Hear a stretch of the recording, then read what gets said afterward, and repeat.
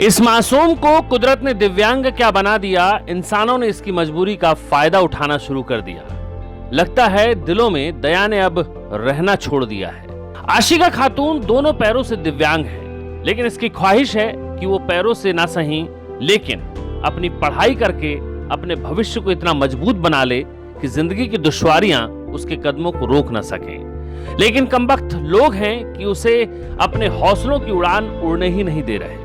7 महीने से एक बैंक का चक्कर काट रही है आशिका खातून, लेकिन बैंक वाले इसके खाते में आए सरकारी पैसे नहीं दे रहे। पैसे नहीं मिल रहे हैं तो आशिका कॉपी किताबें नहीं खरीद पा रही है और अपनी पढ़ाई पूरी नहीं कर पा रही है। मनिहारी प्रखंड के अंतर्गत आने वाले नवाबगंज पंचायत की रहने वाली है आशिका खातून। जन्म से दोनों पैरों से विकलांग है। नवाबगंज के ही मध्य विद्यालय में कक्षा 4 में ये पढ़ती भी है। सरकार की तरफ से इसे विकलांग कोटे में शामिल किया गया है। इस दिव्यांग कोटे में होने के कारण पढ़ाई का खर्च भी सरकार ही वहन करती है। पैसा आशिका खातून के बैंक खाते में आता है, लेकिन बीते 7 महीने से आशिका खातून के बैंक खाते में पैसा नहीं आया है। पैसों के लिए बेचारी आशिका यूनाइटेड बैंक की नवाबगंज शाखा के चक्कर पर चक्कर काट रही है, लेकिन पैसा है कि निकल ही नहीं रहा। ना तो बैंक वाले कोई जवाब दे रहे हैं और ना ही बैंक के मैनेजर को इसकी खबर है। परिवार बेहद गरीब है, पिता मजदूरी करते हैं और परिवार का पेट पालने भर का जुगाड़ कर पाते हैं। ऐसे में जाहिर है कि आशिका खातून के सपनों को उड़ान देने के लिए पिता के पास पैसे नहीं है। आशिका खातून की मजबूरी है कि वो सरकार से मिलने वाली मदद की तरफ आस लगाए, लेकिन मदद है कि मिल ही नहीं रही। पिता शमशाद आलम का कहना है कि जब भी वो बैंक जाते हैं, बैंक स्टाफ एक ही बहाना लेकर बैठ जाता है कि नेट नहीं है और कंप्यूटर खराब है, इसीलिए वो पैसा नहीं दे सकते। महिलाओं के विकास के लिए और उनके उत्थान के लिए सरकार के दावे तो गजब हैं, लेकिन धरातल पर इन दावों का क्या हाल हो रहा है, ये आप इस नन्ही सी बच्ची की हालत देखकर लगा सकते हैं।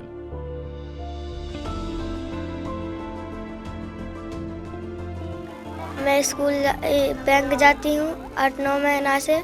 हमको वहाँ में बैंक में पैसा भी नहीं देता। मेरा अकाउंट बंद हो चुका है। मैनेजर साहब घुमा देता है। मैं विकलांग हूँ, चल नहीं सकती हूँ। 9 महीना से वहाँ जा रही हूँ, बैंक जा रही हूँ। वहाँ में हमको पैसा भी नहीं देता है मैनेजर साहब। मैं पढ़ाई कौन से करूँगी? यहाँ मुझे कोई पैसा भी देने वाला नहीं है। वहाँ जाती हूँ तो विकलांग हूँ। मम्मी पापा इसको पकड़ते हैं, उसको पकड़ते हैं, मैं चल नहीं सकती हूँ। 7 महीना 8 महीना से मैं दौड़ रही हूँ, फिर भी पढ़ाई का अभी पैसा नहीं हो रहा है। अभी कैसे मैं पढ़ाई करूँगी? बहुत दिक्कत है। जब इस संबंध में बैंक शाखा प्रबंधक संतोष कुमार जी से पूछा गया तो उनका अलग ही कहना था। वो कह रहे थे कि आशिका खातून उनके पास नहीं पहुंची है। हालांकि जानकारी मिलने के बाद शाखा प्रबंधक ने तुरंत कॉल लिया और बैंक के कर्मचारियों को इस मामले में ढिलाई बरतने के लिए फटकार भी लगाई। लेकिन सवाल ये नहीं है कि प्रबंधक महोदय ने कर्मचारियों को फटकार लगाई। सवाल ये है कि आशिका खातून को मिलने वाली सरकारी मदद समय पर उस तक क्यों नहीं पहुंची। 7 महीने का वक्त छोटा नहीं होता। इन 7 महीनों में जिन परेशानियों का इस मासूम ने सामना किया, क्या उसकी भरपाई हो पाएगी? जो वक्त बीत गया, जो नुकसान आशिका खातून का हो गया, क्या उसका किसी के पास कोई जवाब है? कर्मचारियों की लापरवाही अगर किसी के भविष्य के साथ खिलवाड़ का जरिया बन जाए तो ऐसे लापरवाहों को क्या माफ कर देना चाहिए? शायद नहीं।